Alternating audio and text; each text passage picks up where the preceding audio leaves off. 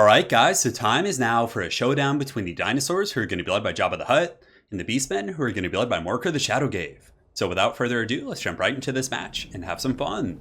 So here in the front line, we do have three groups of the Saurus warriors with shields, and yes, you don't really need the shields that badly in this matchup. Ungor Raiders and Centaurs with throwing axes have much better targets than Saurus warriors. They're usually going to be going after big dinosaurs or your slons, for example. But having the shields, I think, is worth it because it gives them, I think, 6 extra melee defense, which when you're facing off against even low-tier Beastmen infantry have really good charge bonuses. Here you have some Gore Herds, which I think cost like 550. And these bad boys have a charge bonus of 34, and that's the shield variant. I believe the dual wielding variant hits even harder. So having the shield here, I definitely think is worth it. So on the front line, it's just going to be Saurus. We do have our Lord and Savior, Jabba the Hutt here. I accidentally brought 4 spells. I only meant to bring 3, but hey, we got some tactical flexibility, as I like to say. Arcane and Forging, we do have Apotheosis, and the third one I meant to bring was the Net of Amnitok. So Arcane and Forging, pretty good against casters, and it does a lot of damage as well. And of course, Beastmen can't heal, so it's guaranteed value for the most part. And Apotheosis is now a staple, in my opinion, especially considering that the dinos can no longer heal.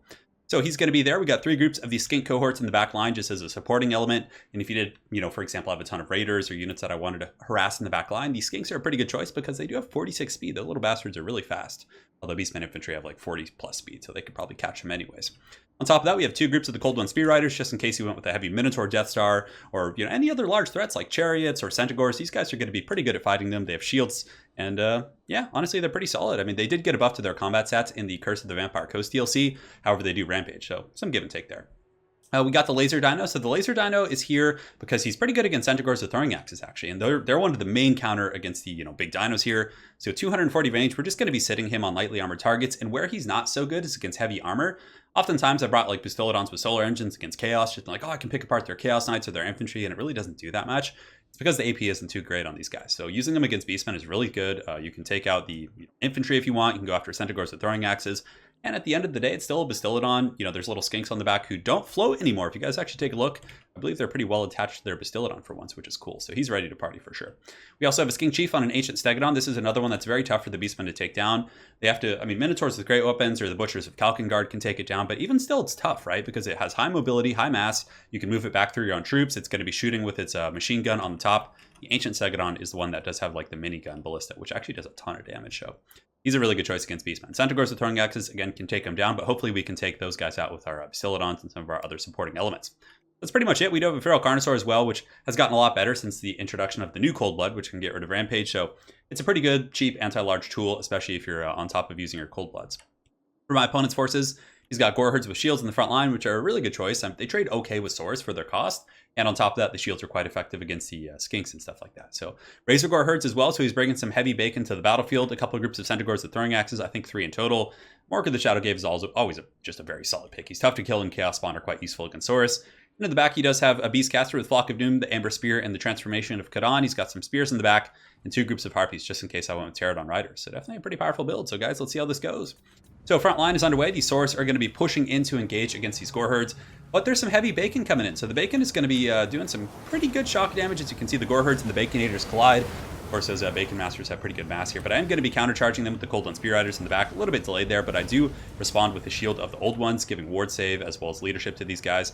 My Feral Bastillodon is just, not Feral Bastillodon, it's the complete opposite. The Ancient Stegodon is going to be rampaging these Gore Herds, and they're going to tear out and buckle almost immediately. In the meantime, I do countercharge on the other side with the Cold One Spear Riders against the Baconators, and that's pretty much going to massacre them. They are a large target, but my opponent does have some throwing axe pressure coming in, so very, very well played there. I did pull back my other group of Cold One Spear Riders because I saw 2 groups of Harpies, which are actually infantry size, so they're not going to get the bonus versus large against these bad boys. But I figured he was going to be trying to shut down my missile piece, so I just sat back there. The Feral Carnosaur in the back is just kind of defending the back line, and the Skink Chief is just kind of roaming around. I want to keep him out of range, but oh, look at that Amber Spear. The Amber Spear coming in from the Bray Shaman doing huge damage. And the dinos don't have as much healing as they did before, so the burst damage you're able to get on them is going to be a lot more substantial. Some Chaos Spawn were summoned in the front line here, and I do decide to send in my giant T-Rex, and god, they're so freaking cool looking. Look at this guy. So the Feral Carnosaur here is going to be attacking the Chaos Spawn, who are definitely large targets and very squishy, and yeah, he's going to do huge damage. Definitely take those guys out very, very quickly. Balance Bar is pretty even. The shock damage from the Beastmen hasn't kind of trounced my balance of power, and you can see on this formation where I did countercharge with the Golden Spear Riders, I'm able to completely buckle his flank.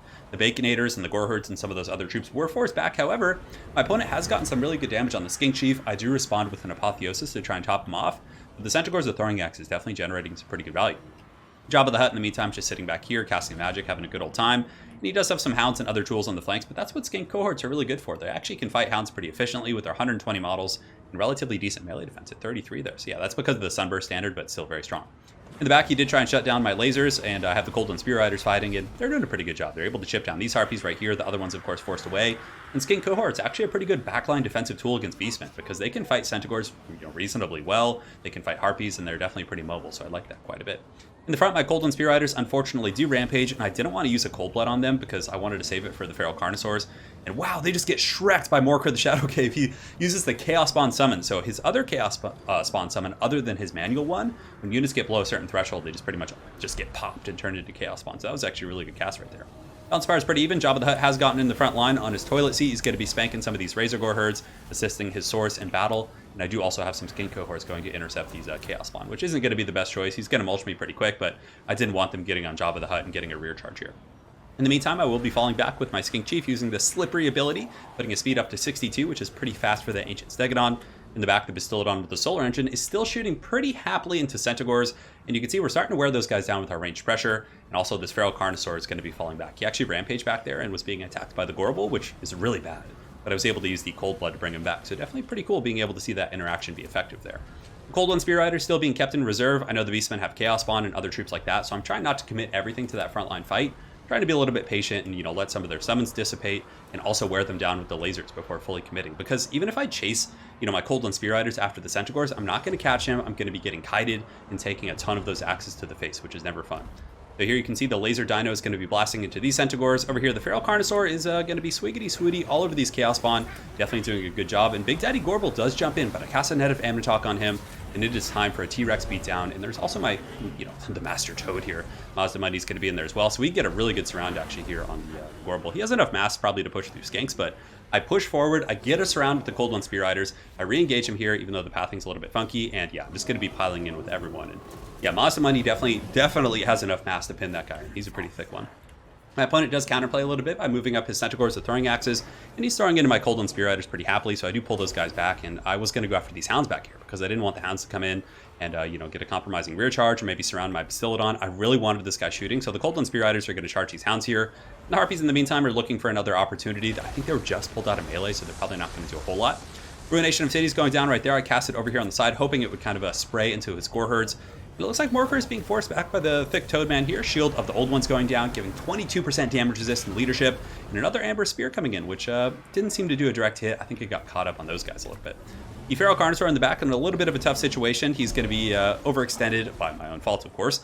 And the Gorbel and the Centaurs, who actually aren't terrible in melee, are going to be fighting him. And yeah, you can see he's starting to take quite a bit of damage. He's rampaging. Thankfully, these rampaging Saurus warriors, recognizing their other rampaging brothers in trouble here, are going to be rushing in. And Centaurs get torn up by Saurus warriors. I mean, 52 weapon strength is pretty fat. There's also going to be a little bit of Overwatch fire coming in from that Bastillodon in the back. Balance of power for the first time in the game. A little bit in my favor here. I'm going to be running away with the Feral Carnosaur. I did Cold Blood him to get rid of the Rampage, and that way I'm able to kind of run back and get my bearings again. Because I figure if I run back, I can run back to the Stegodon, and maybe we can 2v1 the Gorbel, and also buys me some time to get some healing off. Mazda Mundy is going to be scooting up a little bit, but it's a bit of a dangerous situation as these Gore herds are actually winning against the Saurus here with the support of Morker the Shadowgave here. He's just so damn tough to kill. Lord Mazda Mundy, though, going to be dropping some hot magic thunder on those guys, and here we have the Duel of the Ages. So the Gorbel is just getting absolutely smacked around by the Feral Carnosaur. Cold Blood Apotheosis, and the Gorbel, yeah, he's dead for sure. That Feral Carnosaur did quite a job. The Apotheosis quite helpful in that dueling situation. In the meantime, a lot of the Beastmen forces are being chased off by Skanks, and Skanks are pretty good at chasing off routing high-value troops. The Bray Shaman Lord Beast is going to be hiding behind this cliff. My opponent was actually doing that throughout the game, and it was pretty smooth. Morker the Shadowgave is going to be going for vengeance. He's just waddling after Mazda Mundy. Oh my god, this is so funny. Just look at them just both waddling. Mazda Mundy, though, is poisoned. He's very slow. Of course, Morker does apply poison.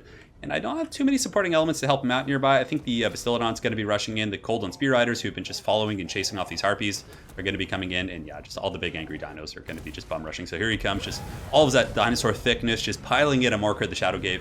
And that's going to lead to army losses for the Beastmen. So well played my opponent. It was definitely a very fun game. I like using the Feral Carnosaur quite a bit after the Cold Blood changes. It's pretty damn strong. And the Skink Chief, the Skink Chief is when you put them on the Ancient Stegodon is such a good staple against the Beastmen, because if they're not super efficient with their Centaur throwing axe play, and my opponent was, he actually did a really good job with those, but the Apotheosis was able to kind of save it. But yeah, it is a tough one to take down for the Beastmen. They can use Minotaurs or throwing axes, and honestly, things like, Butchers of Kalkangar, the Koroks Man-Rippers, and those like anti-large infantry units, like it's even tough for them to do it, because you can simply cycle charge them and run away before they can get a good surround. But the Skink Chief, definitely very tough for them to handle. And I actually did like the Bastiladon with the laser engine. I felt like he had a pretty good niche here at countering Centaurs. Normally, what I like to do against Centaurs is actually get the Pterodon Riders with the ones with 90 range. They're actually able to outrange the throwing axes and can counter skirmish them pretty effectively. But you can see my opponent was ready for that. He had Harpies, so he was probably expecting me to go that route. And at that point, I would have been in trouble, because Harpies actually trade super efficiently with Pterodon Riders. So the Bastiladon with the Solar Engine, especially considering the map where it was kind of a choke point map, I was able to get really good trading on his throwing axes and kind of pick them apart over the course of the whole game. And the Bastiladon was basically targeting them the entire time, and he still got 68 kills. Cold Spear Riders, always a pretty solid choice. I mean, it's a little bit tough because they do get kited by the Centaurs, but had he gone with Minotaurs or a very aggressive style of play, or even brought like Bestigors and Armored Infantry, Cold Spear Riders still have really good armor piercing values, a solid charge bonus, and can do some work in that situation. As far as my opponent's build goes, I like it quite a bit.